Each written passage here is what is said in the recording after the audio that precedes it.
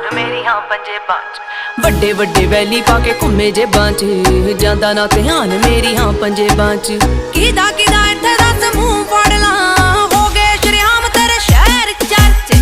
ਬੇਬੇ ਬਾਪੂ ਪੁੱਛਦੇ ਮੁੰਡੇ ਦੀ ਡਿਗਰੀ, ਕੀ ਦੱਸਾਂ ਅੱਖ ਚੱਲਦੇ ਤੇਰੇ ਤੇ ਪਰਚੇ। ਤੂੰ ਯਾਰਾਂ ਪਿੱਛੇ ਫਿਰਦਾ ਪਵਾਉਣਾ ਛੱਬੀਆਂ, 26 ਸਾਲ ਦੀ ਕੁਆਰੀ ਵੱਡੀ ਤੇਰੇ ਕਰਕੇ।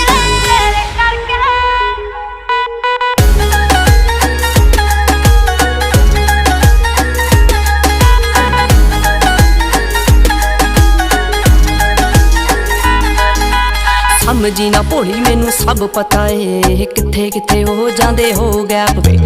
ਆਏ ਮੇਰੇ ਪਿੱਛੇ ਜਿੰਨੇ ਬਣ